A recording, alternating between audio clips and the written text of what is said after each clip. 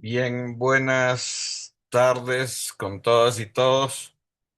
Empezamos esta sesión número 6 del taller de cine y vamos a ver en qué parte estamos de la clase. Y yo les había dicho que como tuvimos que hacer tres grupos y este taller estaba pensado para 2 días a la semana y tuvimos que hacer uno para la cantidad de gente. Lo que he compensado es con las tareas. Entonces, por ejemplo, ya hemos visto fiestas centenarias, ¿no? Bueno, Los Invencibles, Noticiero Ocaña, de Guayaquil a Quito, Terror de la Frontera. Y más o menos es la sesión 6, pero estaríamos como en la sesión 11 que nos toca Ron Blomberg. O sea, estamos con el cronograma que habíamos puesto. Hoy vamos a ver La mirada del otro, los extranjeros que filmaron el Ecuador, sobre Ron Blomberg. Ay, perdón, no les compartí, les tengo que compartir para que ustedes puedan mirar. Les decía que más o menos nosotros ya hemos visto todos estos puntos, algunas cosas como Augusto San Miguel, les he mandado a que hagan las tareas, fiestas centenarias igual. Aquí vimos Los Invencibles Shoah de Alto Amazonas, Noticiero Caña Films, también ya vimos. No, de Guayaquil a Quito también está en la tarea. El terror de la frontera ya vimos. Y lo que les decía es que lunes 6 de abril nos tocaba la sesión 11, que es La mirada del otro, los extranjeros que filmaron el Ecuador. Entonces, en este sentido, estamos bien con el cronograma. Hoy vamos a ver Ron Blomberg, el fotógrafo y cineasta sueco que registró el Ecuador de los años 30 hasta más o menos los 90. Él filmó casi 60 años, fotografió y filmó acá en Ecuador. Entonces, vamos a ver eso. Ya, como les decía, estamos más o menos en el cronograma, por eso es importante que ustedes puedan cumplir las tareas porque eso nos permite seguir avanzando. Y bien, les quiero también antes de enseñarles un video, pasar a ver, ¿no? Más o menos cuando llega Blomberg al Ecuador, estamos en los años 30. Él llega más o menos por el 34, 36. No, Ron Blomberg aparece en el Ecuador en el año 1936. El científico sueco Ron Blomberg, como parte de sus investigaciones, realiza su primera película en Ecuador, Vikingos en las Islas de las Tortugas Galápagos, con el auspicio Swiss Film Industries, televisión sueca. Entonces, esto es lo que vamos a ver ahora. Este primer trabajo de Blomberg, que filmó acá en Ecuador, él vino en el año más o menos 34 y filmó esto en el 36. Entonces, vamos a ver este primer trabajo, es un corto, dura apenas 10 minutos y quiero que comentemos alrededor de esto.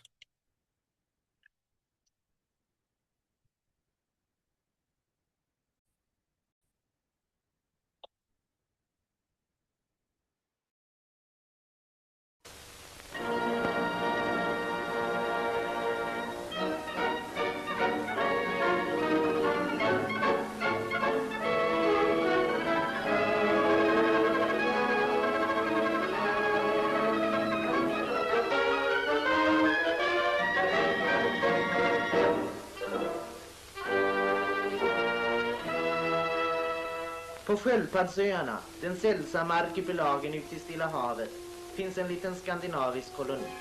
Det är på ön Sankta Cruz, för 10 år sedan blott befolkad av jättesköldpaddor och stora fula ödlor, som nu en skara nordmän byggt sina hus. Kolonins grand old man är norrmannen Arthur Wormüller, en vittberest viking som till sist tycks ha funnit sitt paradis här. Solsken, salta vindar och blå himmel och en trädgård full av papayaträd med de läckraste frukter. Men de har blivit ynkligt små i år, tänker gamle Wormüller och ser lite bekymrad ut. Strax bredvid bor Christian Stampa, likaledes norrman, med sin käcka fru som ensam reste hit den långa vägen från Norge för att dela djupt och lätt med sin ungdoms älskare. Ute på Sankta Cruz föddes lilla ljuslockiga Anne, det första människobarn som sett dagens ljus på denna ö.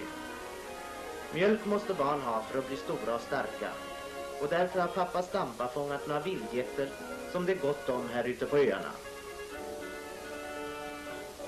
Men vad har du här att göra, säger geten till åsnan. Bort med dig!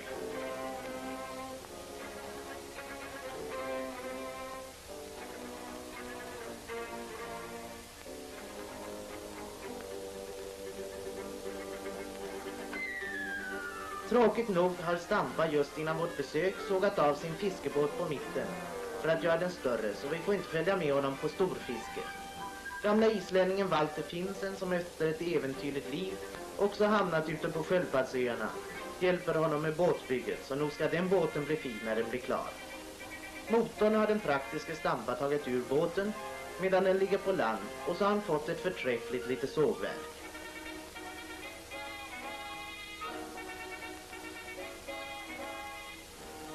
När nu den stora fiskebåten ligger på land får Stampa försöka sin lycka med nätet i den lilla lagunen i bukten, och gamla spänstige Finsen hjälper till som vanligt. Och hej och dra. Det är alltid spännande att se hur mycket det ska bli, för något blir alltid här. Det är gott om fisk i haven kring Sköldpaddsöarna. Här finns alla sorter, från hemska tigerhajar och jätterocker till de sötaste små miniatyrfiskar. Nå, nu ska vi se om det blir något. Tja, nog sprattlar alltid. Det är fin fisk där. Nästan lika bra som islandssill, menar Finsen.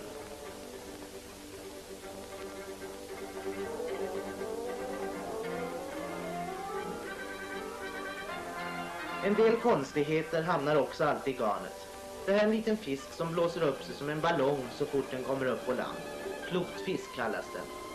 På de högre delarna av ön är det fruktbart och fint, och här träffar vi den svenska familjen Lundberg. John Lundberg och fru Saimi och lilla dottern Gloria.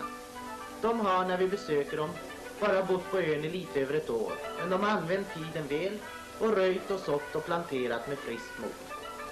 Kom, kom, ropar Gloria. Titta, en överraskning. Fikonträd som jag planterade har redan fått ett fikon.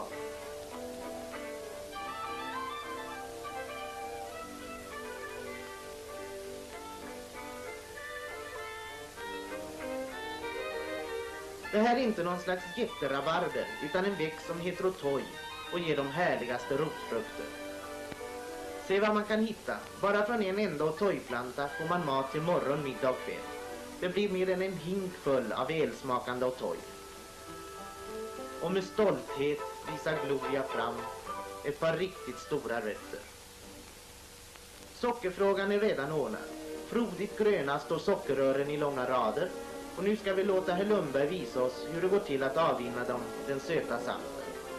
Först väljer man ut ett par tjocka fina sockerrör, så här. Och så pressar man saften ur dem så här. Med åsnan Olas hjälp och lilla Gloria ser till att han inte strejkar, är det sedan en enkel procedur. Den här finurliga apparaten har herr Lundberg gjort alldeles själv. Det är ett eget patent. Man måste kunna hjälpa sig själv på Sköldpaddsöarna, för här finns ingen butik där man kan köpa allt man behöver.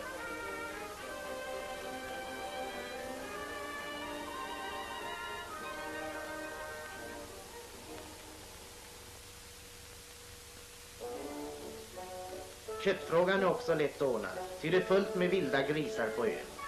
Det blir hundarnas arbete att spåra upp grisen och hålla honom tills jägaren kommer.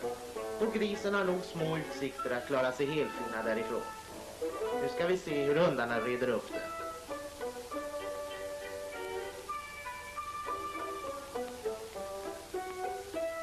Sådär ja, nu har vi jägaren här.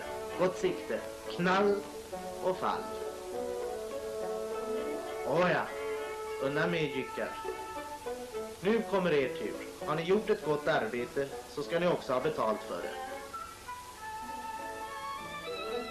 Och så får Ulla bära hem grisen till fru Saimi som lagar till de härligaste kotletter. Till omväxling kan det emellertid vara gott med en sköldpaddssoppa. Ut i de små lugna lagunerna paddlar stora havssköldpaddor omkring och det är inte svårt att komma nära in på dem och harpunera dem. I det klara gröna vattnet upptäcker man dem lätt och eftersom de är ganska slöa vaknar de först riktigt till liv när harpunen redan sitter i dem. Han har nu ilsknat till och vill loss och sliter i linan och slår med fenorna. Men förgäves. Han måste nog finna sig i att bli sköldpaddssoppa. Utom det goda köttet får man också olja från de här krabaterna. En oumbärlig ersättning för smör. På en riktigt god fångstdag kan nybyggarna klara i land 25-30 stora havssköldpaddor. Och så är de välförsedda med olja och kött en lång tid framåt. Så vidare vacker är han ju inte precis, den här farbrorn. Det är ingen Charles, men så mycket bättre smakar han. På sina vandringar i det torra kustbältet på ön påträffar nybyggarna allt som oftast de stora elefantsköldpaddorna, de största landsköldpaddor i världen. Ja, här har de bestämt upptäckt det. Den drar förskräckt in huvud och ben i skalet och ligger där som en stor sten. Det är stabila ordningar det här, och nog håller de att sitta på. För att välta dem runt behövs det krafter. De största väger över 400 kilo. Så här ser en sköldpaddsbaby ut. En jättesköldpadda i fickformat. Och här halar norrmannen våld upp ur fickorna en hel barnkoloni som han samlat på sin väg genom skogen. De här små sköldpaddorna är en utmärkt bytesvara när amerikanska lustjakter och fiskebåtar kommer på besök till ön. Utom landsköldpaddorna finns det inte många djur i kaktusregionen. Det är för torrt och ogästvänligt. Men här har tydligen nybyggarna fått syn på något annat. Aha! En drushuvudödla som gömt sig i sin håla. Hej, här kommer han.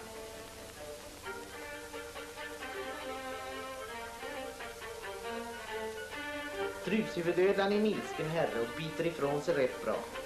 Han har ju också en skräckinjagande profil. Sådär ja, i ryggsäcken ska han och hem till skafferi. Det blir en god ödlesvanssoppa. Här har vi en till som helst vill komma undan. Men, tack rymma värld. Också han miste sin frihet och får följa sin olycksbroder i gryta. Drushuvudödlan har också en kusin här ute på öarna, havsödlan, som lever på de svarta lavastränderna och livnär sig på tång och alger. En ful uppsyn har han. Är det inte något groteskt förhistoriskt över honom? En av sagornas drakar i miniatyr. Men var är prinsen utan fruktan och tadel? Jo, här kommer han. Nej, det gick inte. Men nu är det fast och ska få posera för kameran. Nåja, han tycks vara medveten om sin fula uppsyn och vänder generat bort huvudet. Eller är det kanske ramfeber? Bäst med nervstillande bad. Oj, en som fart han fick. Som de sista aktörerna bland Sköldpaddsöarnas invånare ska vi slutligen presentera sjölejonen. De för ett härligt och lättjefullt liv, ligger och badar hela dagarna och ålar sig i dyningarna och leker i bränningarna. Se bara på den här familjen som njuter sin eftermiddagsgästa. Är de inte avundsvärda? Men här står en yngling med onda avsikter. Han tänker kidnappa en liten sjölejonunge. Åja, man får allt vara lite försiktig för den gamla hövdingen bevakar gott sin stora familj. Och upptar till på köpet förföljandet på landbacken. Men nu har ynglingen med de onda avsikterna i alla fall fått ta på en liten unge. Men, pass på, den gamla upptäckte allt kidnappingen.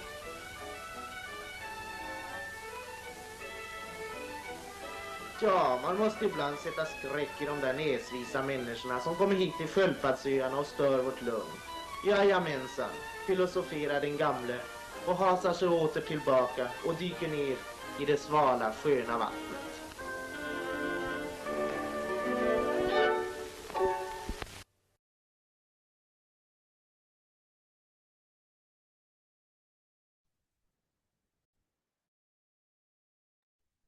Bien, hasta aquí este trabajo de Ron Blomberg realmente es el primero que él realiza acá en Ecuador en el año de 1936, ¿no? Después él se irá filmando otras cosas más acá en el Ecuador. Ron Blomberg es un ci- científico, viajero, investigador. Él básicamente publicaba libros, ¿no? De sus viajes. También hacía fotografías, hacía cine, películas como esta que acabamos de ver, ¿no? Y después de unos años se radicó aquí en el Ecuador, ¿no? El archivo Blomberg es muy interesante. Pero bueno, quisiera que comentemos sobre este primer trabajo. ¿Qué les parece este primer trabajo, la visión, lo que estamos viendo en esta clase, la visión del otro, ¿no? La visión del extranjero. Claro que este trabajo es sobre los noruegos que vivían en esa época en las Islas Galápagos. Hay que tomar en cuenta que esta filmación se realiza antes de la Segunda Guerra Mundial. Durante la Segunda Guerra Mundial, los Estados Unidos toman posesión de las Galápagos y se instauran ahí. Y a partir de esta, eh, eh, no sé, base militar que hay en Galápagos, ya el Ecuador toma como posesión de esto y se crean ya nuevas reglas, ¿no? De los viajes a Galápagos. Y últimamente con el Parque Nacional hay inclusive más restricciones, o sea, no como turistas, pero para que la gente pueda vivir allá. Bien, con estos antecedentes, no sé qué les parece este trabajo. Vamos con David, por favor. Hola Carlos, hola compañeros. Bueno, yo creo que el Ecuador siempre ha estado en la mira de otros países, ¿no? Es bastante interesante el ver cómo otras personas desde otras latitudes buscan y ven la riqueza que tiene el Ecuador. Y a veces tendríamos que hacer un mea culpa, como se dice, nosotros mismos no vemos todo aquello que tenemos. Paisajes andinos, paisajes de la costa, paisajes de la Amazonía exuberante, paisajes de ensueño de Galápagos que son captados por muchísimas cámaras. Yo creo que desde el inicio, como ustedes ven, no es que es reciente, o sea, eso ha sido desde hace bastante tiempo.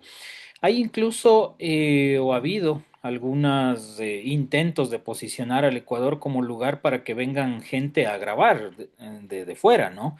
Entonces, dicho eso, también está estos incentivos que estaba para que vengan a grabar de fuera. No sé hasta qué punto, no he tenido todavía una postura crítica frente a eso. No sé si sea bueno o malo, no sé si es mejor incentivar primero a los de aquí que estar llamando a los de afuera, pero también me parece, ¿no? Me parece interesante que se pueda conocer el Ecuador en un lente extranjero.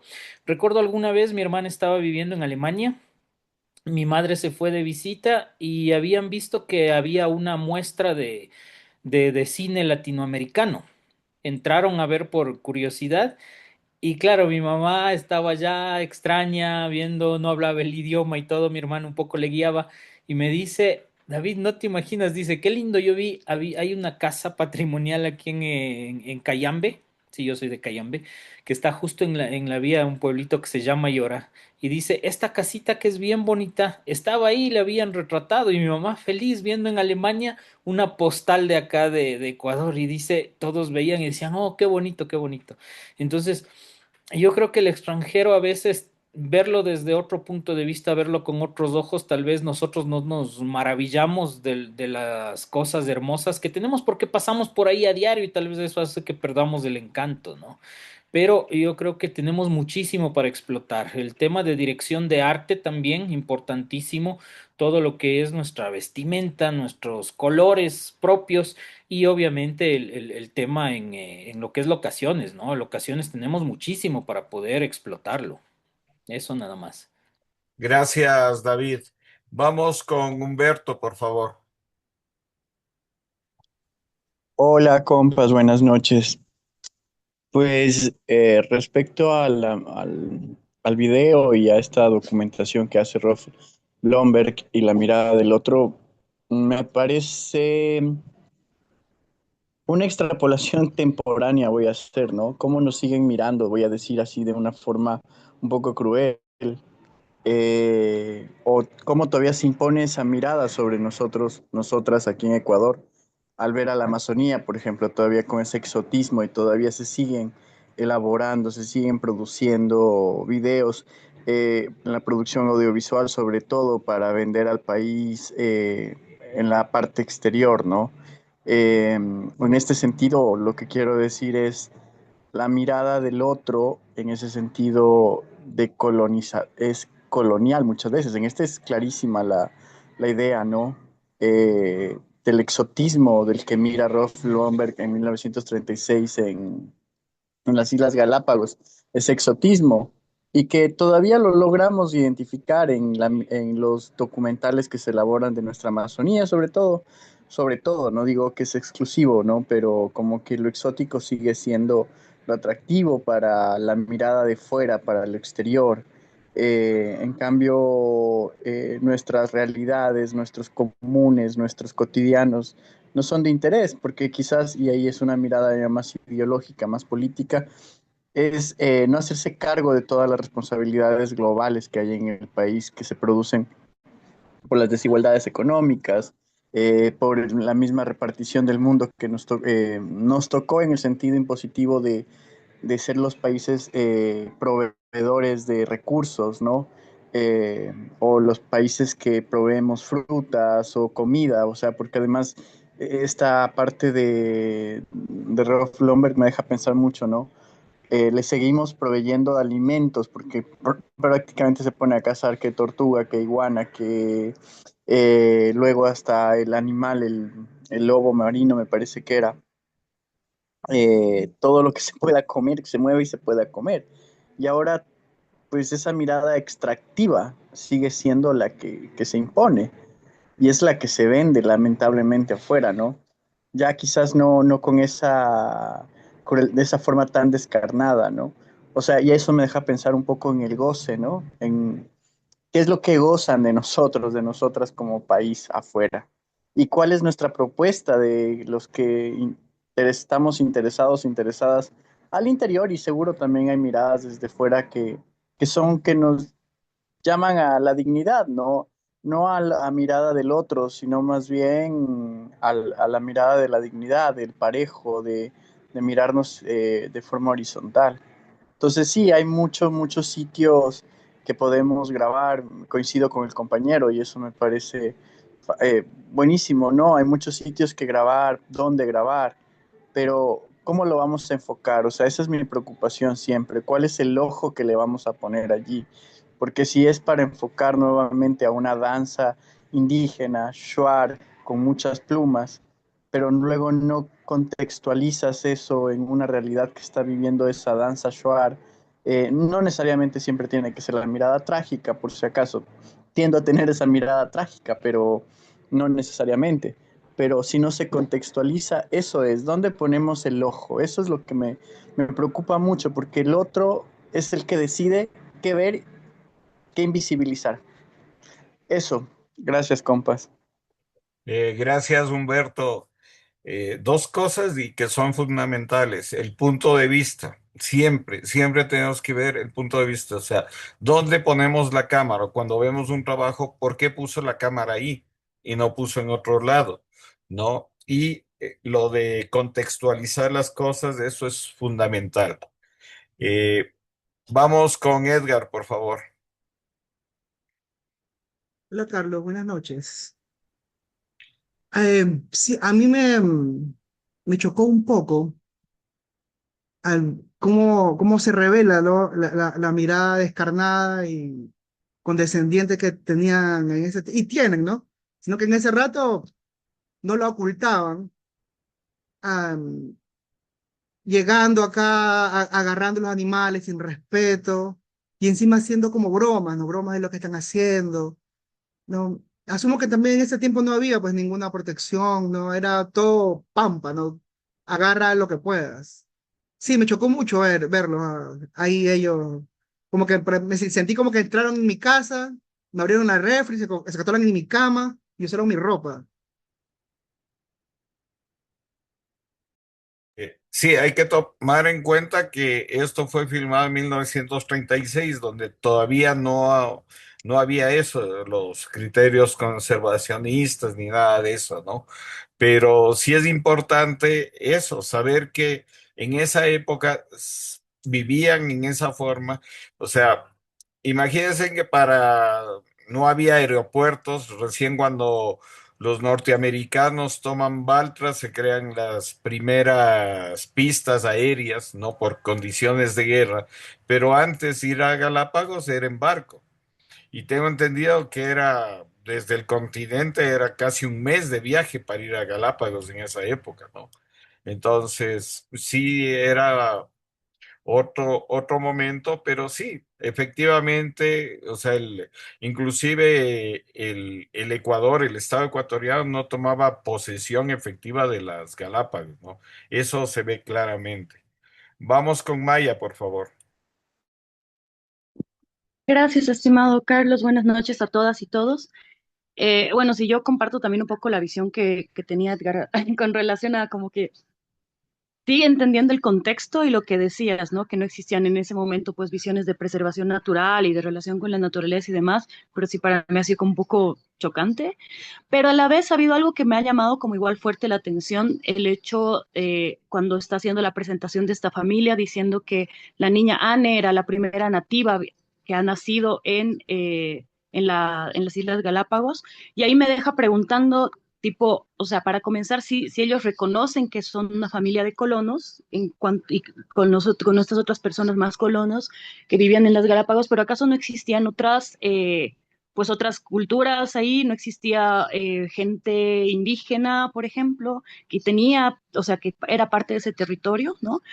Como que viendo desde este otro lado que generalmente se plantea pues cuando existen estas otras visiones externas a nuestras realidades, donde existen ciertas formas de ser, ciertas formas de otredad que son permitidas, ¿no? Entonces ahí entramos en esa discusión entre, por ejemplo, por un lado lo exótico, que muy bien han dicho los compañeros, se resalta mucho el exotismo, pero no se piensa en las otras formas de vida y otra forma de cosmovisiones que han podido existir dentro de las mismas islas. Y también esta que trae de nuevo, a mí me ha traído de nuevo esta discusión sobre los indígenas buenos y los indígenas malos, ¿no? Los indígenas permitidos, la población indígena que es permitida, que es esta pues que mantiene ciertos romanticismos también por un lado, y los que están en contra pues de esas visiones, ¿no? Entonces también creo que dentro de las poblaciones y dentro de esta lógica de ocupación de una isla, que según lo que relata el video que hemos visto, pues ellos han sido los que han llegado básicamente y descubierto y vivían ahí y han tenido que generar sus propios medios de vida porque pues eran los únicos habitantes de la isla. Es como que te deja esa sensación, ¿no? Concuerdo pues que justamente parte de nosotras y nosotros, por un lado, valorar nuestras culturas, nuestra naturaleza, pero también dejar de querer vernos desde los ojos de afuera, ¿no? De querer dejar de interpretarnos desde las visiones extranjeras, porque obviamente parten desde esta otra edad, ¿no? Desde que aquí existen unos salvajes que no saben hacer nada y por eso pues no desarrollaron sus economías, pero de este otro lado pues nosotros los civilizados que logramos hacer una cosa de extracción del agua de caña para tener azúcar porque no hay tiendas, ¿no? Entonces, más o menos por ahí. Gracias. Gracias, Maya. Sí, efectivamente, a pesar de que es importante, sí, esa otra mirada, pero sí hay esa mirada siempre del norte a sur, ¿no? de lo que tú marcas de los civilizados y los incivilizados. Hay que, no sé si conocen la historia de Galápagos, pero Galápagos, especialmente en la época de García Moreno, era un penal. O sea, a los delincuentes en esa época se les mandaba a las Galápagos, ¿no? O sea, Galápagos en una época de nuestra historia era eso, una prisión, ¿no?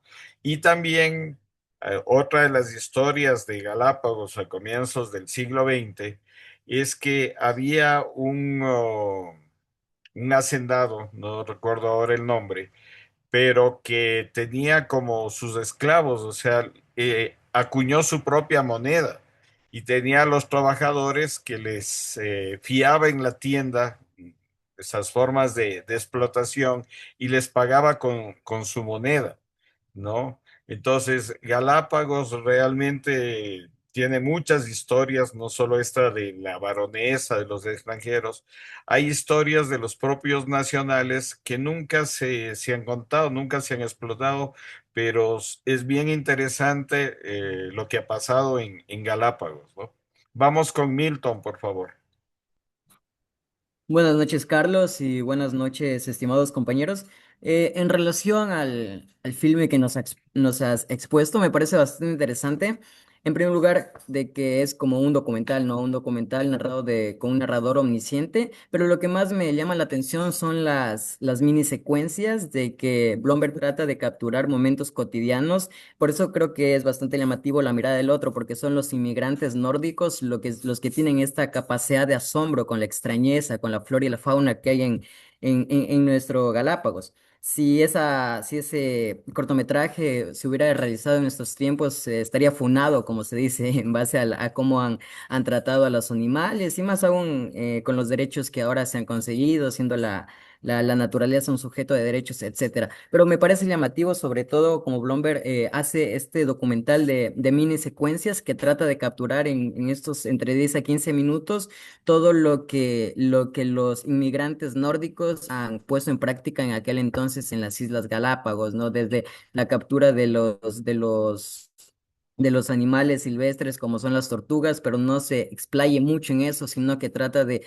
capturar todas estas pequeñas tradiciones en estas mini secuencias, en estas secuencias, en planos generales. O sea, hace uso de diversas técnicas para capturar, al final de cuentas, todas estas costumbres de los inmigrantes nórdicos y cómo ellos ven con asombro lo que existía en aquel entonces en Galápagos. Bueno, ya ha cambiado drásticamente, ya van a ser casi 100 años desde que se ha filmado a documental hasta el tiempo de ahora, pero el asombro siempre está presente ahí y siempre creo que lo desconocido va a parecer asombroso en ojos de los demás, ¿no? Eso de ahí quería intervenir, Carlos. Muchas gracias.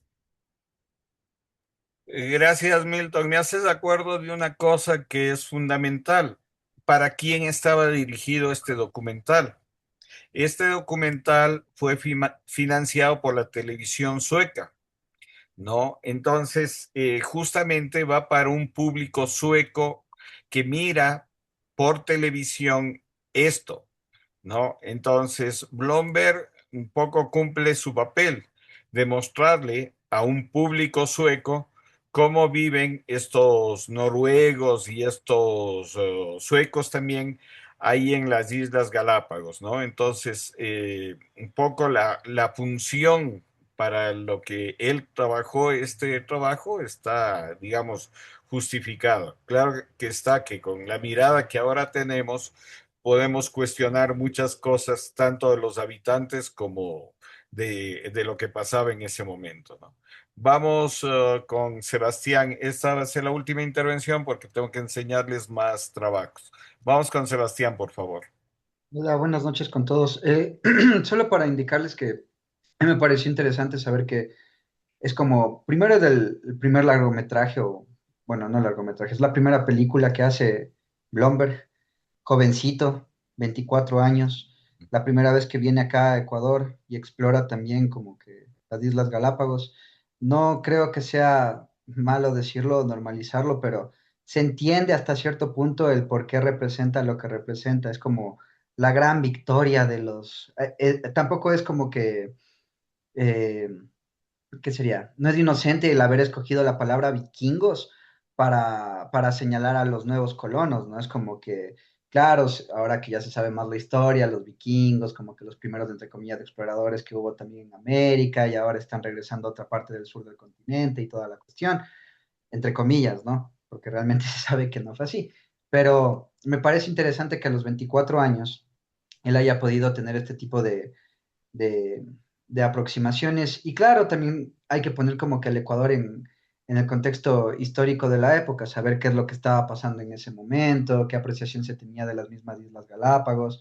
Sí, creo que a muchos de nosotros nos resultó como muy, no llamativo, pero sí como que un poco de coraje ver cómo también ellos tratan a la fauna independientemente de que sean los, entre comillas, vikingos exploradores, pero creo que voy más al hecho de que para los 24 años que tenía Rolf Blomberg en ese momento y el tipo de financiación que tenía, se es un poco loable el hecho de que haya documentado eso, sin embargo ya hay que verlo con otro tipo de miradas y más aún sabiendo y reconociendo lo que representan las Islas Galápagos en este momento para nosotros, ¿no? Que no también están sujetas que, aunque nosotros queramos verlo como que de esa manera, de que sí, se respetan las cosas de allá, no, también hay muchísimos problemas relacionados con la contaminación, eh, también como que entra entre los planes de los estadounidenses para también hacer cosas aquí en Ecuador, pero más allá de eso, creo que sí es rescatable que a los 24 años una persona como Rolf Blomberg haya hecho ese tipo de filmaciones. Eso, gracias. Gracias, Sebastián. Sí, y justamente tú lo que acabas de decir me da pie para enseñarles el siguiente trabajo, que es un trabajo un poquito más largo, es un audiovisual, en donde se ve Blomberg en Ecuador, porque, como les decía, él sentó bases acá, ¿no? Si bien era un explorador, alguien que viajó por diferentes partes del mundo, pero desde este primer momento que llega a Ecuador, algo le atrajo y él se quedó acá. Bueno, eh, su familia, sus hijos crecieron acá en Ecuador y es un personaje muy, muy singular, inclusive que toma posiciones, yo diría, hasta más radicales o avanzadas que muchos ecuatorianos. Entonces, por eso es importante conocer el trabajo y la trayectoria de Blomberg aquí en Ecuador. Sí que les voy a pasar este trabajo que es Blomberg en Ecuador. Veámoslo y seguimos comentando, por favor.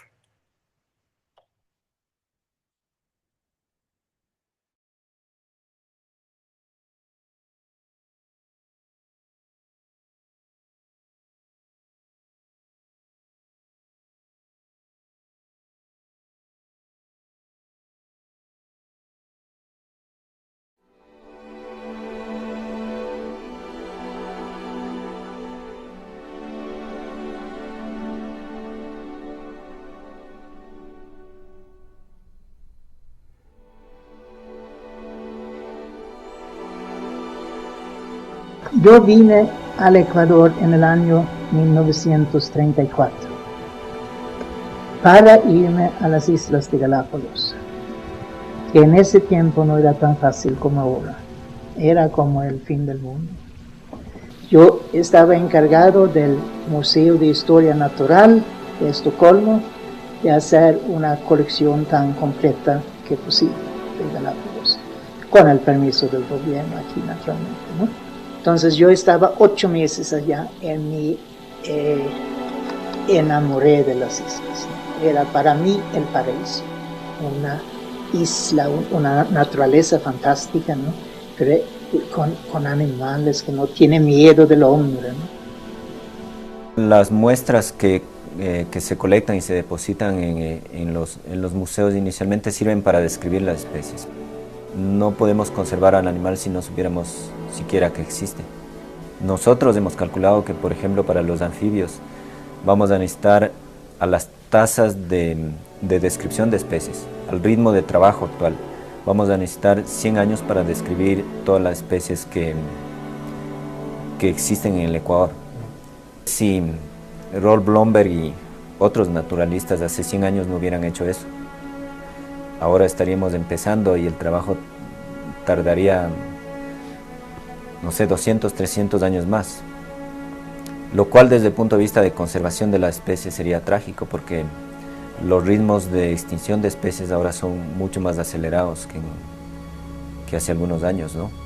De niña, inicialmente pensé que mi entorno de hogar era el normal y natural, el que tenía todo el mundo.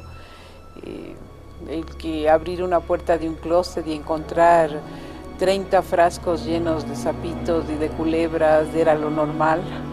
Que en una caja de galletas en nuestra casa, en vez de tener galletas, pues había una boa acurrucada a la que había que alimentar de noche con un embudo.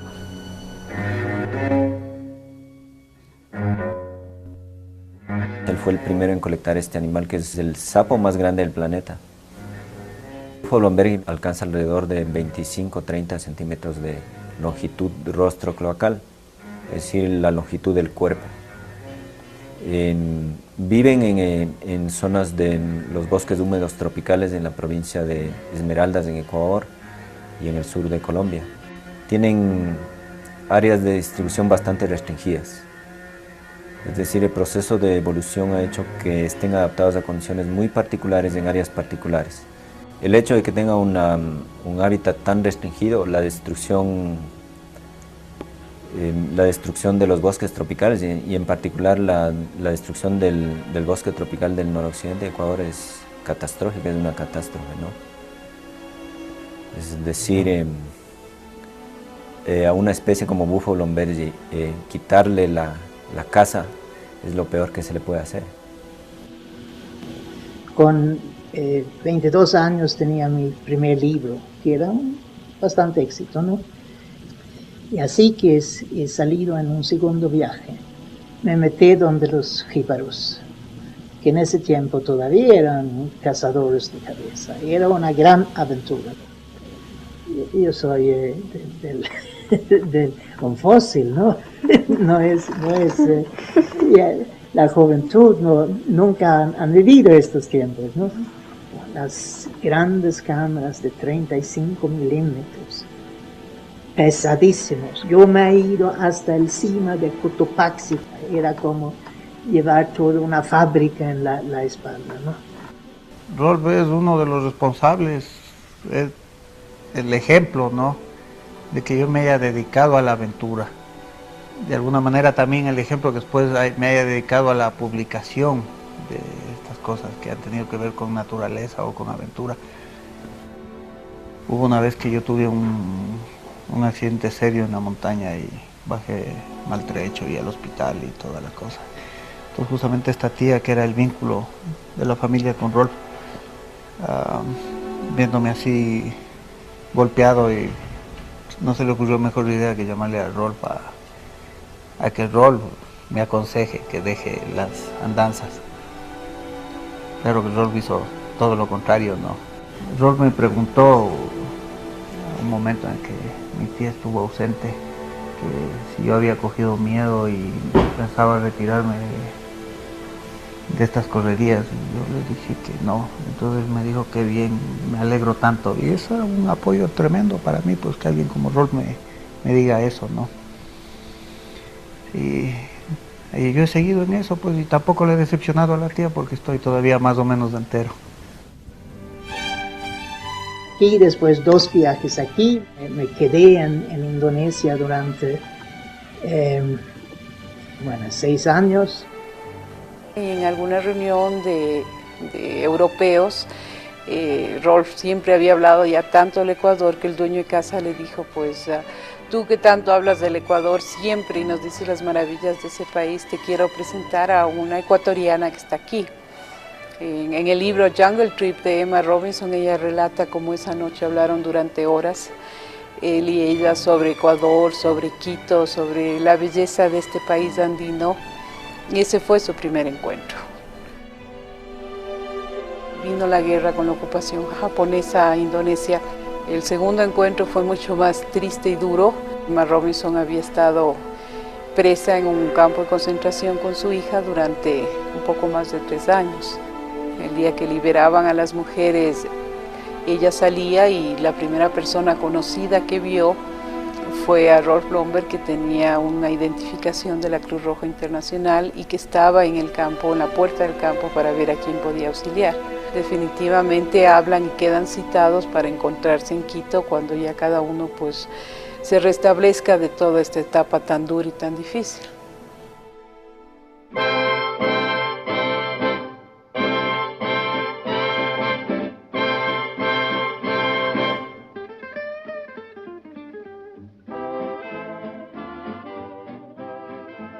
Así es, Rolf regresa en 1948, tenía un papelito que le había dado Emma con su dirección, Avenida Colombia 1160, y la busca pues y empiezan a verse, a conocerse un poco más. Y dentro de este contexto, Emma también tiene el deseo de presentar a ciertos amigos o gente especial del contexto cultural de Quito de la época. Es así como les lleva para que conozcan a la pareja de Bela y Olga Fish.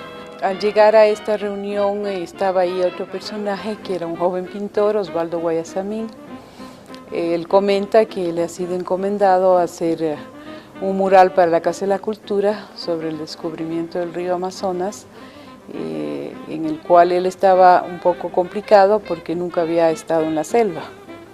Y esa noche, pues, entre uno que otro traguito y con un poco de euforia, se organiza una expedición hacia los indígenas Sáchilas, en que interviene Olga Fish, Lillian Robinson, Emma Robinson, Minnie Bodenhorst, Osvaldo Guayasamín y Rolf Blomberg. Cada uno hace pues lo suyo, pero claro, las relaciones se estrechan mucho más y el viaje termina con la propuesta de matrimonio de Rolf Blomberg hacia Emma Robinson. Él es el ejemplo típico, paradigmático del extranjero que llega a este país y no es que llega y filma un fin de semana rostros exóticos y paisajes bonitos y se va, sino que el tipo llega y se instala y se enamora del país y se permite, poco a poco se permite echar una mirada crítica también. Entonces, es casi no sé si es un caso único, pero es muy excepcional el trabajo de Rolf, además que se haya prolongado durante tantas décadas. Eso le da mucho valor, o sea, tiene una evolución. Porque ahora hay más facilidad, ya le digo, si uno se quiere ir todos los días, pues ahora todos los días se va. No como en antes que solo venía un solo bote, don Braulio, era el único que venía. Don Blomberg venía siempre, no es que era amigo de Don Dini. Ahora todo hay. Y ahora aquí si uno quiere llamar, todo Dios tiene aquí celular. ¿Sí? Todo Dios tiene celular ya. Su vida alta para Rolf era el lugar de inspiración, era un lugar que él amaba mucho, donde se sentía muy cerca a su naturaleza, que era el lugar perfecto para él. Básicamente se iba a su vida alta para escribir sus libros, cuando él ya tenía todo un material recogido de alguna expedición o de algún viaje largo, reunía todo ese material que podían ser notas, podían ser sus diarios, sus impresiones, y se iba a elaborar este libro, se llevaba su máquina de escribir y se encerraba básicamente ahí hasta terminar el libro. Don Blomberg era una plata. Luego le encantaba andar con los niños, Don Blomberg. Siempre andaba con todo, cuando iba Don Blomberg con sus pocos muchachitos andaban por ahí. Empecé a leer libros de América Latina y uno de los libros que yo leí fue Los Aucas de Rolf Blomberg. Me captivé completamente.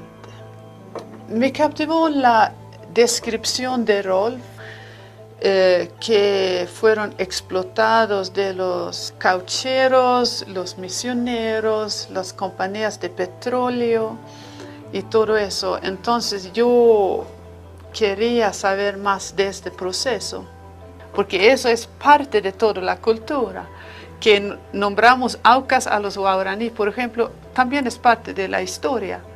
Tú tienes que conocer eso, tienes que tratar de entender por qué la sociedad nacional llama a un grupo aucas. ¿Por qué? Tiene miedo, quiere hacerse más para usar lo que ellos tienen por allá, no darle tanta poder. No existe mucho, no hay el noción cultural que son un grupo especial, ¿ya? Y si pierden eso, es muy fácil que va a desaparecer. Centros culturales es necesario, como está haciendo Marcela, exhibiciones, un centro con un archivo, todo el trabajo que Rolf ha hecho, porque es conocimiento del pasado que siempre tenemos que tener. Y Ecuador, con el trabajo de Rolf, tiene eso, es una riqueza inmensa para comprender cómo era antes, porque si no, tú no vas a ser orgulloso de tu historia. Bueno, el Archivo Blomberg nació con la idea fundamental inicial de ser un archivo fotográfico, de tratar de ordenar y poder promocionar, establecer fechas y datos concretos sobre un gran bagaje de historia fotográfica sobre Ecuador y sobre el mundo, y que era el legado parecía más concreto que había dejado Blomberg cuando él murió. Pero al empezar a armar el archivo Blomberg se empezó a encontrar que también tenía una cantidad de, bueno, todos sus libros, que había diarios, que había recortes de periódico. Y luego al momento el gran afán es tratar de recuperar para el archivo Blomberg también todo su material cinematográfico, que se encuentra en Suecia todavía, pero que probablemente estará pronto en el Ecuador. Lo mínimo es que nosotros podamos tener acceso a esa mirada que nos echan desde afuera y que muchas veces es interesante porque tiene esa distancia que no tenemos nosotros. Es casi una condición para hacer un buen documental, dejarse sorprender. Alguien que se ha formado aquí, que ha vivido aquí y que ha ido construyendo una especie de manera de ver el mundo aquí, sin alejarse de la realidad aquí, ya no ve muchas cosas. Hay muchas cosas que ya pasan como evidentes, como normales. Sabes que yo nunca conversé de Yanganates con Rolf. Me arrepiento. Pero cuando he vuelto a leer su libro y he visto su película, y ahora que en el extranjero se ha puesto tan de moda los Yanganates, yo veo una cosa valiosísima en la película de Rolf. No solo es él capaz de reírse de sí mismo y de su aparente entusiasmo, ambición por el tesoro, sino que es el único que integra en sus escritos, en sus imágenes, a los porteadores, a la fauna, a la flora, a la geografía. Es el único de todos estos cronistas de Yanganates que ha sido capaz de ver más allá. Luego el fallecimiento de Emma Robinson en 1952, al cabo de un tiempo Rolf Blomberg se encuentra o busca a Araceli Gilbert, una ecuatoriana que al momento vivía y trabajaba en París como artista pintora. Y desde el comienzo surgió entre ellos un amor muy fuerte. Tenían muchas cualidades que los unía, tenían un respeto, una admiración mutua muy fuerte. Seguramente el encanto de Blomberg fue muy poderoso, que logró convencerla de dejar su París que amaba tanto y convertirse en su esposa, su acompañante y la madre de sus hijos. En nuestro hogar había música, había alegría, había visitas muy interesantes, gente valiosa. Cada vez más con el tiempo he podido apreciar de qué personajes se trataban, lo importantes, lo diferentes, lo valientes que eran ellos, cada uno dentro de su área. ¿Ves? Ese era el valor que tenía Rolf, ¿cierto? Que él nunca pretendió hacer arte. Estoy más que convencido de eso, que él nunca pretendió hacer arte, ¿no? pero que lo hacía tan bien, tan bien, que algunas tienen un valor estético, pero así, indiscutible, ¿no? Lo que me llama la atención es exactamente la misma posición que tiene la mujer y la que tiene este monito, ¿no? Este mandrilito. Están en la misma posición, fíjate. El mandril está en una posición mucho más ventajosa, ¿no? Tiene una posición alta, tiene una visión que no está interrumpida por ningún elemento extraño. Entonces hay el juego ese, ¿no? De quién es el más fuerte, a pesar de que tienen una misma posición. Digamos, los dos son primates, etcétera, etcétera, etcétera. O sea, puedo hacer una lectura de N cosas, pero una de las cosas que más me llama la atención es que es una imagen graciosa, juguetona, coqueta.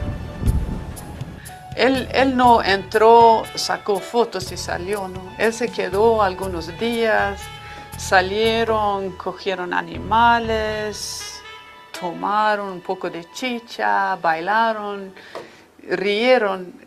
Él estaba bien relajada con la gente y la gente se sentía bien cómodo en la compañía de él. Porque como te decía antes, como él se daba el trabajo de entender, ¿no es cierto? Él permanecía mucho tiempo con los sujetos. Y ahí yo creo que él conseguía lo que decía Cartier-Bresson, hacerse invisible. Entonces ya no era extraño, ya no había agresión. ¿Sí? Y eso hacía de que él pudiera conseguir imágenes con mucha soltura.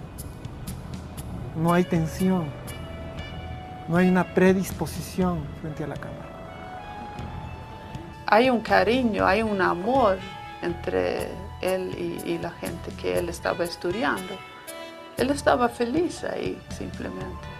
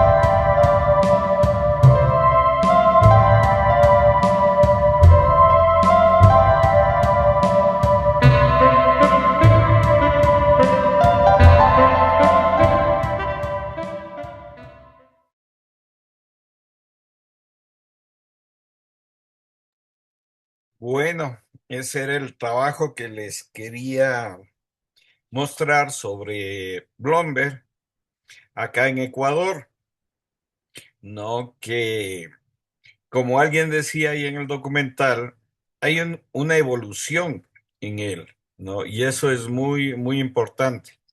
A propósito, en estos días, la gente que está en Quito, en la Cinemateca Nacional, se va a pasar una retrospectiva de Blomberg de algunos de sus trabajos. Para la gente que esté interesada, puede entrar a la página web de la Cinemateca Nacional y ver ahí la programación, los días y horas donde se va a pasar estos trabajos de Blomberg para la gente que esté interesada en conocer más de este trabajo de Blomberg.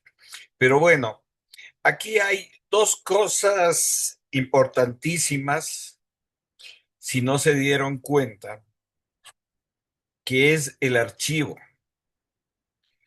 La voz que escuchamos ahí es la voz de Blomberg en una entrevista que le hace la radio de la Casa de la Cultura en el año de 1985. ¿No? Cuando la radio tenía y la Casa de la Cultura tenía esa preocupación de guardar el archivo, el testimonio de gente importante, ¿no? Y de ahí la importancia de los archivos. Y el segundo elemento que es fundamental es todo este archivo de Blomberg, que es un recorrido por el Ecuador desde los años 30 hasta casi los 90 que él fallece, ¿no? En donde nos deja un testimonio tanto fotográfico como audiovisual de lo que ha sido el Ecuador en esos años. No, pero además un testimonio y una mirada, como yo les comentaba, no unidas al poder. En qué sentido? No unidas a que la presidencia de la República le pagó a un cineasta para que haga, no sé, un documental de algo. Entonces, la mayoría de trabajos que ustedes después ya van a ver del Ecuador son cosas vinculadas eso, al Estado, al poder, al gobierno. Entonces no es una mirada crítica, no es una mirada que pueda profundizar ciertas cosas. Bloomberg, al estar financiado por fundaciones o televisiones de afuera, tenía esa libertad de tener otra mirada y era una mirada muy crítica. Inclusive él se le ve ahí en una foto en una marcha contra la guerra, ¿no? Entonces sí tenía una posición, y yo sí diría, de avanzada, ¿no? Y que se enamoró de este país, que inclusive tuvo una mirada eh, más humana con la gente, que mucha gente ecuatoriana que va a filmar en nuestro propio territorio y que a veces desconoce esas realidades, ¿no?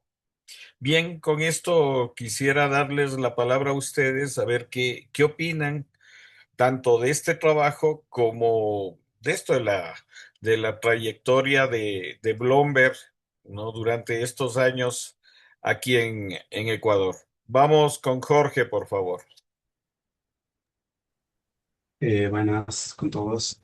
Bueno, me parece interesante como la perspectiva que se da y me recordó como que al trabajo que hizo Humboldt, pero desde esta perspectiva más científica, ¿no? Entonces, y claro, en ese tiempo no hay registros, los audiovisuales que estamos viendo, y me parece que también podría ser una herramienta muy útil para la ciencia como tal, ¿no? Porque ahí se ven tomas antiquísimas que podrían ser estudiadas igual por biólogos, que se podría sacar mucho más de información con inteligencia artificial.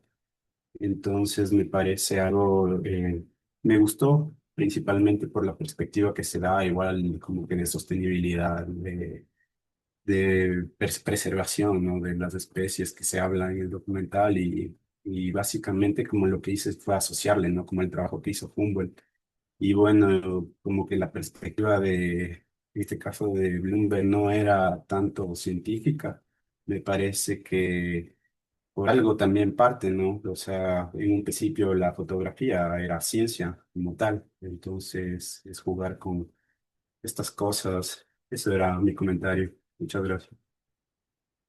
Gracias, Jorge, pero hay que tomar en cuenta que Blomberg sí él era representante del Museo de Ciencias de allá de Suecia y él recopilaba, por eso es que justamente él descubre, y eso marca en el video, un sapo que por primera vez lo filman, lo fotografían y lleva el nombre de Blomberg, este sapo gigante que lo encuentra en la selva Esmeraldas. Lamentablemente, él seguramente lo descubrió en los años finales del 30, el 40.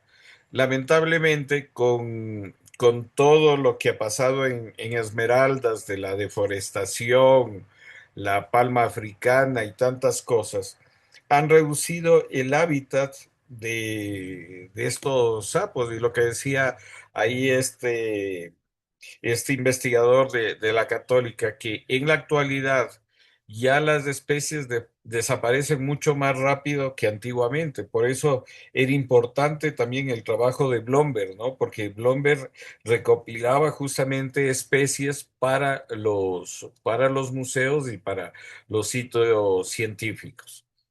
Bien, ¿alguien más quisiera dar su punto de vista o comentar algo o preguntar algo sobre este trabajo que acabamos de ver de Bloomberg en Ecuador? Algo que de pronto les ha llamado la atención. Vamos con David, por favor. Carlos, compañeros, de verdad que me quedo bastante admirado de la calidad de trabajo, sobre todo fotográfico, ¿no? Me parecen unas postales hermosas de verdad de la mirada de él sobre Ecuador. Y digamos que también está este extranjero que llega a enamorarse de nuestra cultura, que llega a enamorarse de nuestras locaciones, hablando desde el punto de vista de producción, locaciones, pero digamos que nuestros paisajes, nuestra gente. Y yo creo que esa mirada que llega a tener no se logra solamente como una mirada intrusiva. Yo creo que desde cierto punto de vista, Blomberg empieza, veíamos a la señora, me pareció muy gracioso cuando la señora decía, los niños andaban que Don Blomberg, eso me causó mucha risa, pero a la vez digo, sí, o sea, es ese trabajo desde el punto de vista del antropólogo que hace etnografía desde dentro. Entonces, yo creo que logra esa naturalidad en sus tomas precisamente porque él llega a convivir con la gente. No lo ve solamente desde fuera, sino que empieza a ser parte de. Y yo creo que esa mirada se nota. Y nosotros como productores, como fotógrafos, digamos que es lo más difícil, ¿no? A veces es llegar, simplemente, digamos, uno siendo un fotógrafo de un bautizo, de una boda, si no te sienten que eres parte de, la gente no se va a abrir. Y más aún cuando estamos hablando de comunidades en donde todavía la fotografía era visto como algo novedoso, como algo distinto. Y obviamente una persona que si hablaba español de pronto no lo hablaba bien, verle con rasgos fisonómicos distintos, pero que esté en la comunidad, como te digo, esta parte me encantó cuando la señora dijo que los niños por ahí decían Don Blomberg, o sea, era parte de la comunidad. Y yo creo que es muy rescatable eso. Y como te digo, es lo que me llama la atención de este trabajo, ¿no? Gracias, David. Vamos con Doménica, por favor. Hola, buenas noches. Bueno, a mí me queda un poco como un aprendizaje del acto de observar, que es prácticamente un ejercicio que se lo hace en cualquier tipo de ciencia, en cualquier tipo de profesión, o sea, el acto de observar y de la importancia de guardar los archivos o de registrar los archivos, ya sea de forma audiovisual, escrita o por testimonio, o por prensa, etcétera, porque eso es lo que construye nuestra historia. Eh, yo con toda esta información puedo aprender de lo que pasó, quién fue esta persona, cómo impactó a nuestro país. Entonces creo que es súper importante que existan este tipo de perfiles o de personas que ayudan a construir nuestra historia, ya sea, bueno, desde una mirada tal vez un poco extranjera o desde adentro, ¿no? Creo que eso como que me reafirmó el hecho de que, o sea, qué importante es que tengamos toda esta información recopilada, que tengamos fotos, que tengamos videos, testimonios, grabaciones, porque eso nos ayuda a construir nuestra historia y a tenerlo como base para futuros proyectos, para futuras investigaciones, como pasó cuando estaban entrevistando a esta persona que estaba en el laboratorio, ¿no? De la importancia de los registros, gracias a este personaje, acortó el tiempo de investigación. Entonces, aporta muchísimo en diferentes ámbitos. Sí, justamente la importancia del archivo, ¿no? Y otra cosa que les decía, si no hubiera habido esa entrevista, por lo menos en audio que hizo la radio de la Casa de la Cultura sobre Blomberg, no hubiéramos tenido ese testimonio de él con sus propias palabras contando su historia. De ahí que, un poco lo que yo les decía en este taller, la idea es esa, que ustedes también recopilen archivos. Y los archivos, como ya vamos a ver en unas próximas clases, pueden ser inclusive hasta familiares. Uno muchas veces dice, no, pero ¿qué importancia va a tener? Y ya vamos a ver que una filmación igual de los años 30 de una familia, cómo cobra vigencia, lo que tú dices, histórica, de análisis, de ver cómo era la gente, la vestimenta, los peinados, cómo era la sociedad en esa época. Entonces, ojo con esto, que los archivos no es solo la historia. Los archivos es todo lo que nosotros podamos recopilar y que un poco no sea lo que yo les decía, la historia oficial. Es un poco lo que pasa a veces en los conflictos. Una cosa es lo que nos está enseñando la televisión con respecto a ese conflicto y otra cosa es lo que vemos en redes sociales de la gente que está en la calle filmando en ese momento esos acontecimientos. Vamos con Humberto, por favor. Hola, sí, yo una observación allí y la importancia de la inversión pública o de la asignación de fondos, ¿no? Porque al final fue la televisión sueca la que le financia sus primeras venidas y luego que siga reproduciendo todas sus investigaciones, ¿no? O sea, sin que ya reflexionábamos el tema de que no todo se limita a una cuestión de Estado, ¿no? Que también podemos gestionarlo, pero hay un punto en el que también sobrepasa, ¿no? Entonces, incluso por el interés científico y todo. Entonces, creo que ese es un punto que quería nombrarlo. Otra partecita que fue más bien una experiencia personal que tengo con el archivo de Rolf Lomberg es que él estuvo en una zona de aquí de la provincia de Sucumbíos que se llama San Miguel y estuvo entre unas comunidades cofanes en una zona que se llama Vie y hace un mes estuve justamente en la casa de un chamán que se llama Isidro Lusitante.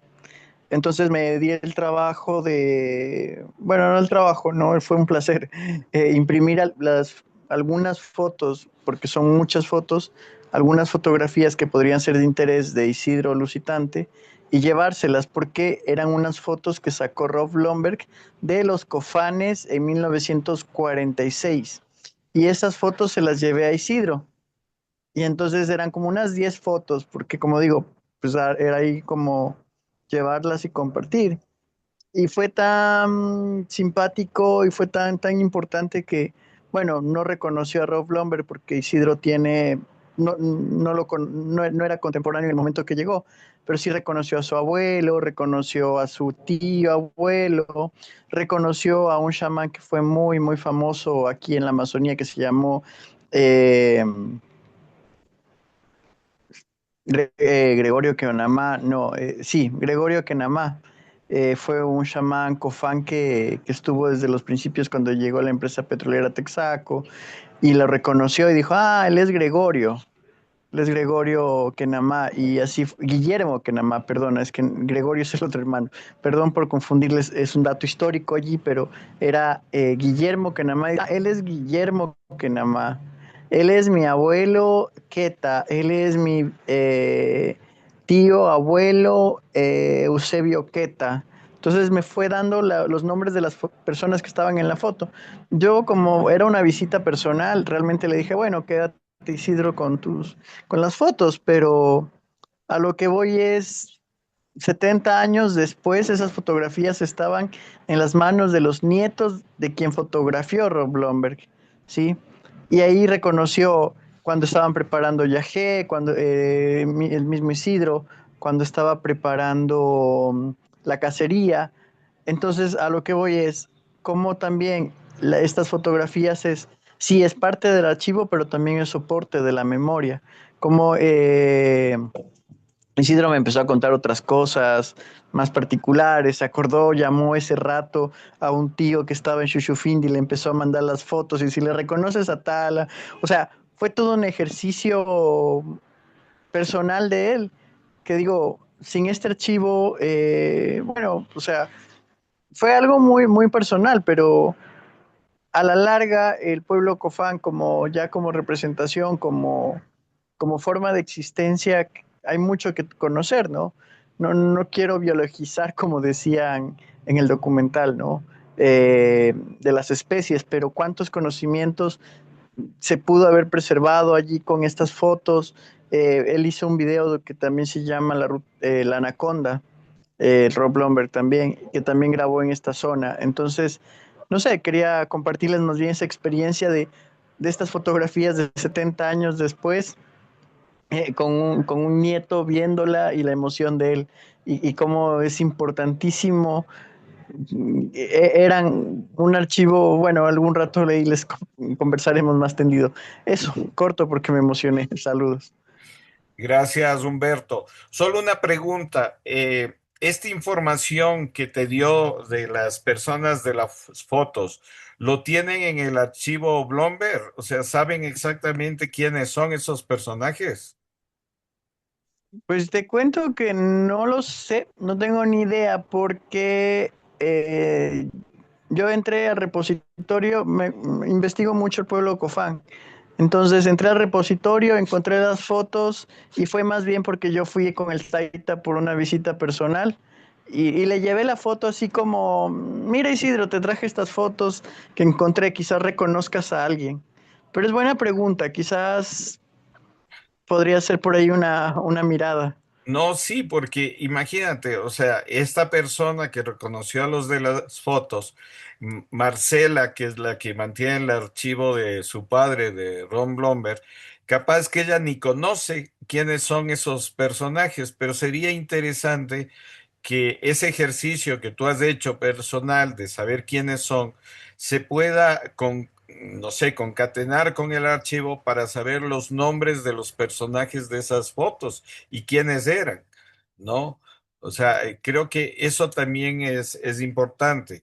Les comento, este trabajo que les voy a enseñar en las próximas clases es de Alberto Breil, que era un francés que igual comercializaba con el Ecuador, vino acá al Ecuador, se casó acá, tuvo sus hijos, su familia, y él en los años 30 trajo una cámara en 16 milímetros que filmaba igual a su familia. Él no era fotógrafo ni nada, era comerciante, pero filmó a su familia.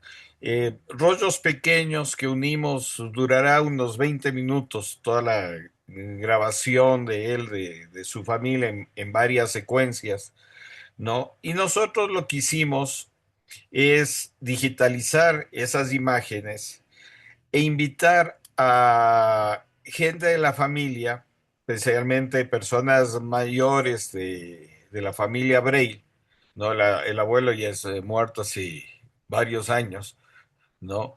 Y que reconozcan a los personajes. Y los llevamos a la sala de cine de la Cinemateca, los proyectamos y después prendimos las luces y decían, no, ese es tal, comenzaron a conversar y todo eso documentamos, todo eso filmamos.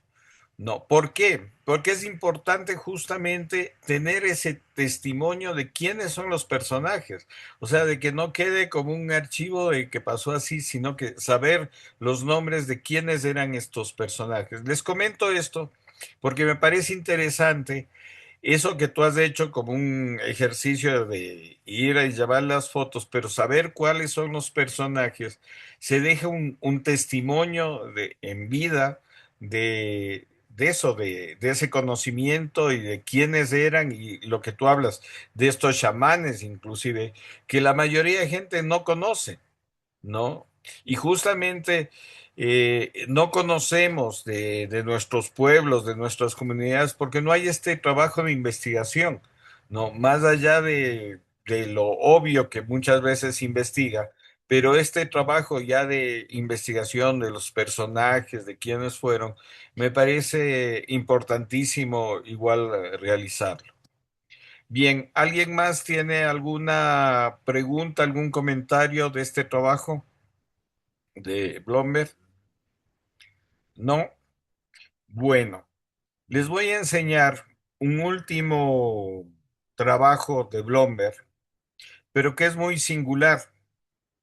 ¿Ustedes sí saben quién es Dolores Cacuango?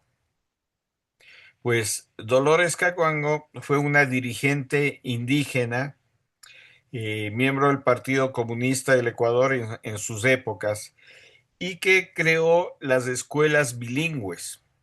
Imagínense, en los años 60, cuando ni siquiera se pensaba en eso, fue, bueno, no solo ella, con otra dirigente del partido, fueron dos mujeres que crearon las escuelas estas bilingües, ¿no? Porque decía, los niños tienen que aprender en quichua, y tenía mucha razón. Bueno, ella es Dolores Cacuango. Y la única filmación y las únicas fotos que hay de Dolores Cacuango son las que hizo Ron Blomberg, para que vean ustedes cómo funciona un poco la oficialidad, el miedo y muchas cosas más, las taras sociales que tenemos en este país. Es como en la actualidad alguien que diga, no, cuidado, criticar al gobierno, te puede pasar algo. Sí, te puede pasar algo, pero en esa época también esta mujer fue perseguida, metida a la cárcel, un montón de cosas que le pasó a lo largo de su vida. Y a propósito, el historiador que la conoció y que escribió sobre ella fue Albornoz. Después existen muchas biografías de Dolores Cacuango que se basan en este historiador Albornoz, que fue el que la conoció, el que hizo su primera biografía de Dolores Cacuango, y que muchas veces, me refiero a los historiadores actuales, ni siquiera lo mencionan en el libro que se basan para conocer más de este personaje. Bueno, les quiero enseñar esta filmación que hace Blomberg en el año, creo que 69, de Dolores Cacuango. Y como les digo, las fotos que ustedes han visto de Dolores Cacuango, que están en las redes, son las que hizo Ron Blomberg. Entonces, veamos esto para seguir comentando, por favor.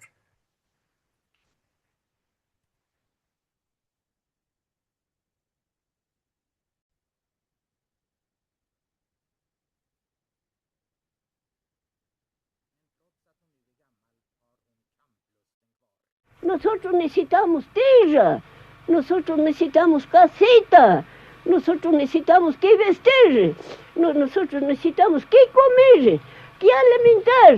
No alcanza una libra de azúcar semejante valor, ahora semejante papas valor, semejante todo valor. Pero los que están exprimidos los pueblos, exprimidos el campesino, estamos pelados. Eso necesita, yo he luchado, yo todo nación luchado. Yo me he ido al Congreso, he ido a Bogotá, he ido a Cali, he ido a Guayaquil. Todos los compañeros recogido yo, negro y mulatos ambos recogido yo. Todo esto se ha luchado, pero camino hay que seguir en la misma camino, en la misma todo. Yo he luchado, compañeros, aquí. Tanto baliza, tanto sangrentado. No salía a favor, ni policía, ni comisario, ni el capital de Quito. Ninguno no salía a favor. Peor en Duatarquija, en Quito, peor allá mandando. Quemaron casita, acabaron animalitos, acabaron ropa, acabaron todo. Mandaron sacando de Huasipongo. ¿Dónde iría a morir? Acabaron a morir esos pobres campesinos. Se fue a morir donde quiera. Por eso yo pobre aquí, mis hijitos, mis hijitas, acabaron de morir de la pena, dice. Todito, hace esto me siguieron a quemar a mí, criminales. Pero ahora eso sé. Yo, ¿cómo de cerca? Yo para Sierra Rijo, para Sierra Rojo, para acabar mi sangre. Yo, todo eso, advirtiendo mis papacitos y demás. Se no muere, todavía estás moviendo, todavía estás gateando, todavía estás dando contra la tifondesta. Ojalá que viniera tropa más que batallón aquí. ¿Qué me importa? No tengo pena.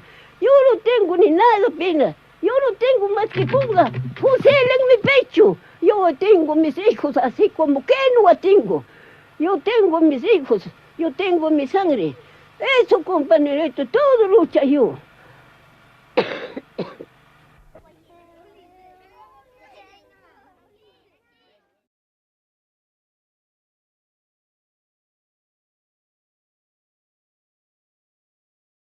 Bueno, este testimonio es corto, pero es el único testimonio que hay de Dolores Cacuango. ¿Y quién lo hizo? Lo hizo Ron Blomberg, ¿no? Lo cual a lo largo ya de los años, yo un poco que he estado esto justamente investigando sobre el cine ecuatoriano, me doy cuenta de que tiene que llegar un extranjero para filmar los testimonios de la gente que ha construido este país. Fíjense en esa entrevista es en el año 69.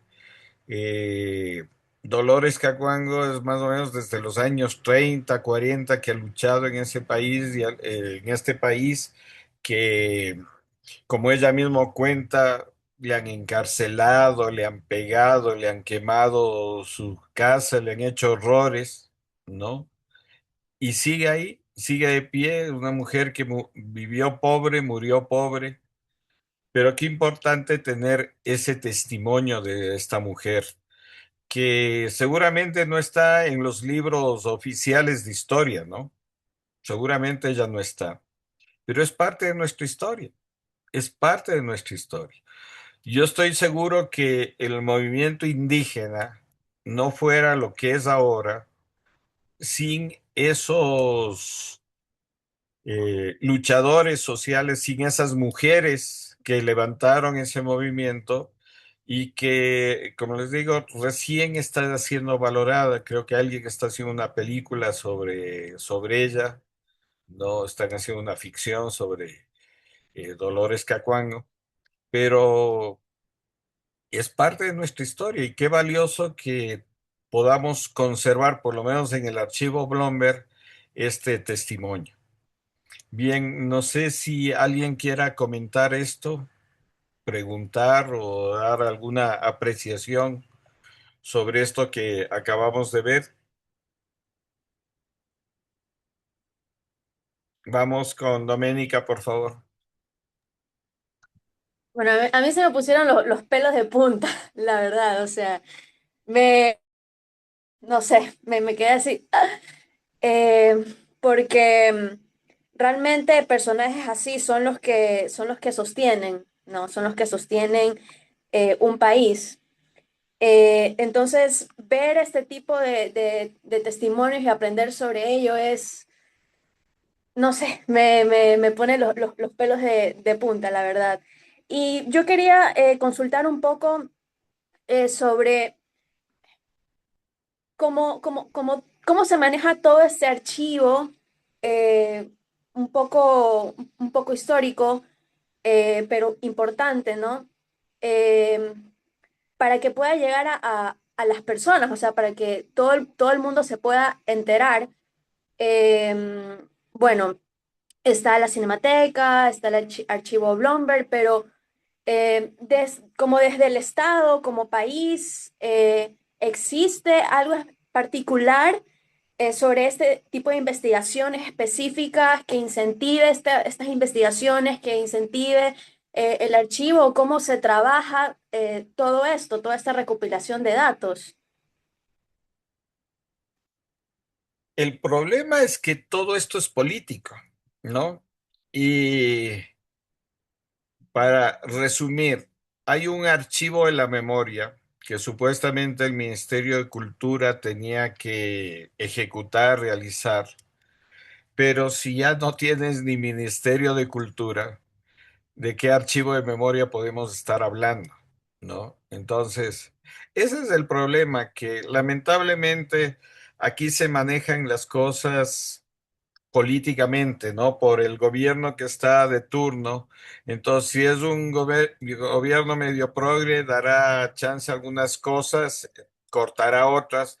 Y si es un gobierno como el actual, cero apoyo a la cultura, ¿no? Entonces, esa es lamentablemente nuestra realidad, pero tampoco podemos quedarnos ahí. O sea, justamente yo creo que iniciativas como estas, ¿no? De poder realizar un taller sobre cine ecuatoriano, tener una mirada crítica sobre el cine ecuatoriano, son importantes porque eso ya es un punto de partida para justamente crear, desarrollar nuevas iniciativas, ¿no? Las mismas investigaciones que se propongan ustedes, traten de hacer justamente de cosas que son necesarias de hacerlas y que nadie más de pronto va a hacerlas, ¿no? Y eso muchas veces es empezar, muchas veces es empezar, porque, no sé, si vamos a esperar que el Estado, el gobierno nos financien, no olvídense, moriremos engañados. No, pero ahí está muchas veces la iniciativa ciudadana, fundaciones de afuera, hay muchas formas, yo creo, de sacar recursos y de sacar proyectos adelante. Acá en el chat, el- Leonardo nos contaba que él hizo sonido en la película esta sobre Dolores. No sé si nos puedes comentar algo sobre la película o sobre esto que acabamos de ver, Leo. Ya, eso se filmó hace 2 años, si no me equivoco. Debería estar ya postproduciéndose, pero no hemos tenido noticias. Me imagino que no sacaron los fondos, pero cuando ganaron los fondos para filmar fue de una coproducción. Igual ganaron, ¿cómo es el premio interno? No sé si estaba bueno, es que han cambiado tantos nombres. Pero lo hicimos en San Pablo Urco, en la comunidad.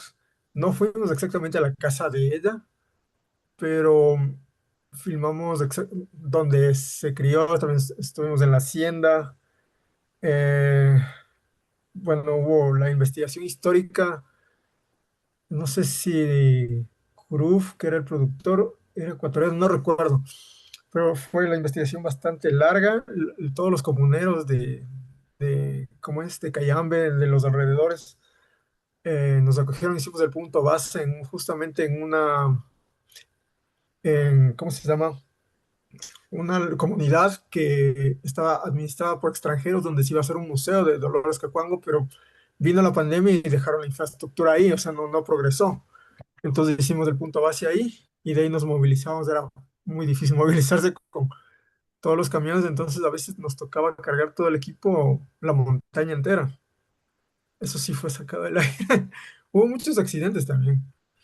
Em, la ayuda de los niños, o sea, fue bastante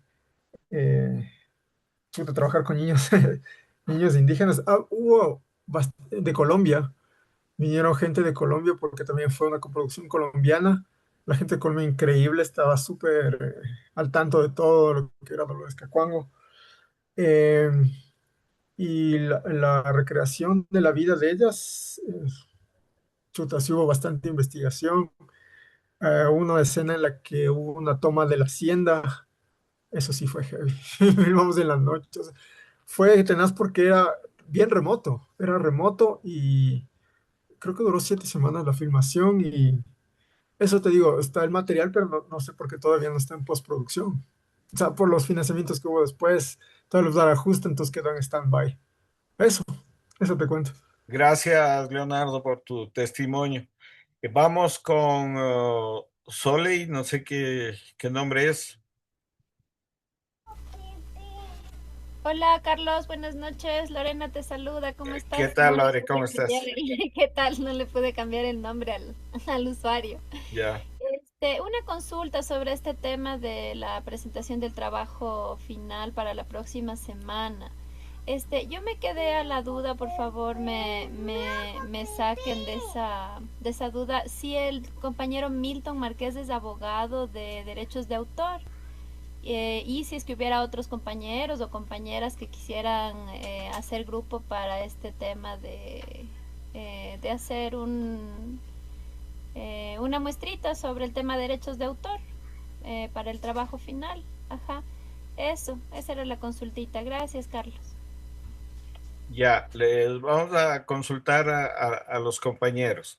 Un poco la idea del trabajo final es que ustedes puedan por lo menos dar los primeros pasos sobre alguna investigación relacionada, claro está, al cine ecuatoriano, a la memoria del cine ecuatoriano. Por eso este taller se llama Rescate y Preservación de algún tema que no esté, no sé, abordado, registrado, ¿no? Sobre el audiovisual, sobre la fotografía en nuestro país. Lo que les decía, hay muchas veces en muchas comunidades, en muchos pueblos, alguien que comenzó filmando, tiene, no sé, la memoria del pueblo, el testimonio, pero nadie se ha encargado como de rescatar, preservar esos archivos. Entonces, la idea es que justamente con este taller ustedes se puedan motivar a empezar esos trabajos de investigación. Y lo que les decía, de pronto si es un trabajo que nos interese como Cinemateca, inclusive podríamos pensar en dar un cierto apoyo, no monetario, pero sí de infraestructura, ¿no? En el sentido de, no sé, equipos de filmación, cosas que como Casa de la Cultura sí podríamos aportar.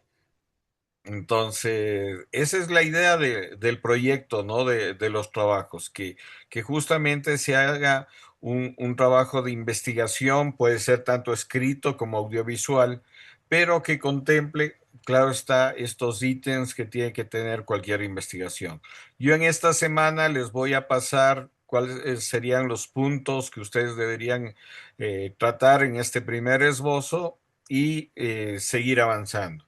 Igual pueden formar grupos, o sea, si alguien se conoce o tienen algún punto de vista similar, pueden eso, formar grupos y trabajar en conjunto. Eso no hay ningún problema. Bien, ¿alguien tiene alguna otra pregunta, algún otro comentario que desee hacer? ¿No? Bueno, si no, quedemos ahí con esta sesión y nos veríamos el próximo lunes. No se olviden de mandar las capturas de pantalla para mandarles justamente la tarea que corresponde a esta semana. Bien, si no hay ninguna otra cosa, agradecerles y una buena noche con todos. Hasta luego. Gracias, buenas noches. Chao, chao, buenas noches. Gracias. Gracias. Gracias.